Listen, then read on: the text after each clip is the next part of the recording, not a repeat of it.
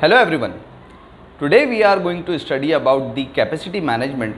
देखें, ये जो ऑर्गेनाइजेशन की डिफरेंट लेवल्स ऑफ प्लानिंग्स होती हैं, चाहे वो स्ट्रेटेजिक प्लानिंग है, टैक्टिकल प्लानिंग है या ऑपरेशनल प्लानिंग है, ये तमाम तर प्लानिंग्स जो हैं ये डिपेंड करती हैं आपकी कैपेसिटी प्लानिंग पे।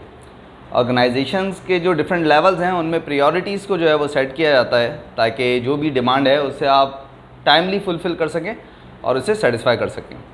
और आप डिमांड को तब तक फुलफ़िल नहीं कर सकते और तब तक सेटिस्फाई नहीं कर सकते जब तक आपके पास सफिशिएंट रिसोर्सेज ना हो। तो ये जो कैपेसिटी मैनेजमेंट है, it is concern with supplying the necessary resources और द रिक्वायर्ड रिसोर्सेज। कैपेसिटी बहुत आसान अल्फाजों में हम कह सकते हैं कि जी the amount of work that can be done in a specific time period, ये आपकी कैपेसिटी है। एपेक्स डिक्शनरी में जो कैपेसिटी की डेफिनेशन है वो ये है कि the capability of a worker, machine, plant, work centre और the organisation to produce the output per time period is actually the capacity. अब ये जो कैपेसिटी है इसका जो स्कोप है वो बहुत डाइवर्सिफाइड है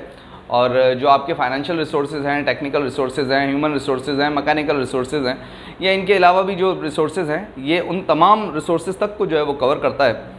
और कैपेसिटी मैनेजमेंट में one of the most important thing, जब आप कैपेसिटी मैनेजमेंट से रिलेटेड वर्क करने जाते हैं तो दो चीज़ें जो हैं वो बहुत इंपॉर्टेंट हैं। एक है आपकी अवेलेबल कैपेसिटी, दूसरी है आपकी रिक्वायर्ड कैपेसिटी। देखिए, अवेलेबल कैपेसिटी आपके रिसोर्सेज की वो तमाम तर कैपेबिलिटीज़ हैं जिनके तहत वो एक स्पेसिफिक टाइम पीरियड में एक सर्टन आउटपुट जो है वो दे सकते हैं। और रिक्वायर्ड कैपेसिटी एक्चुअली आपकी वो नीड है, आपके वो रिसोर्सेज हैं जो आपको चाहिए होंगे ताकि आप एक सर्टन आउटपुट जो है वो दे सकें। फॉर एग्जांपल, अगरचे तो एक कस्टमर है और उसकी रिक्वायरमेंट ये है कि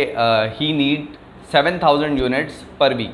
तो उसके लिए नेसेसरी है कि जो आपकी कैपेसिटी है वो 1000 पीसेस पर डे प्रोडक्शन की हो, तभी आप जो है वो आपकी जो डिमांड है उसे फुलफ़िल कर सकेंगे। बट जब आप कैपेसिटी मैनेजमेंट के तहत कैपेसिटी प्लानिंग करने जाते हैं तो अब आपको पता चलता है कि जी जो अवेलेबल कैपेसिटी है वो तो 800 पीसेस पर डे की है,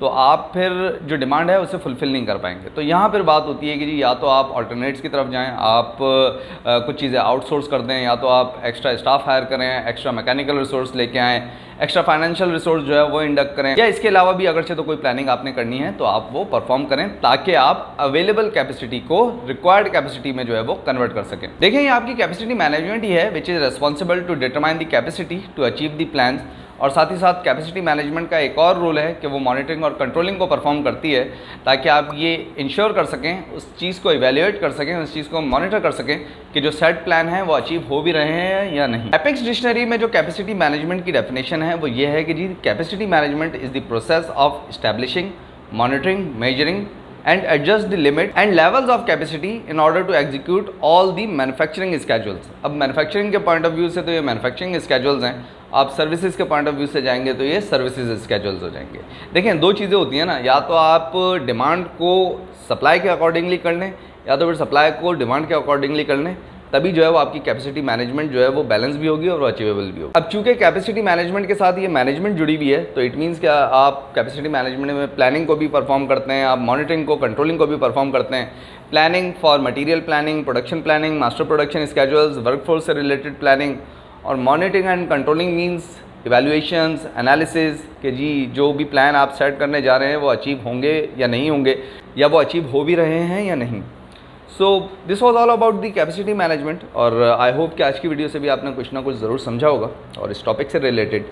अगरचे तो आपका कोई फर्दर क्वेश्चन हो या अगरचे तो इस टॉपिक में आपको इवैल्यूएट करना चाहें, then you are welcome in the comment section.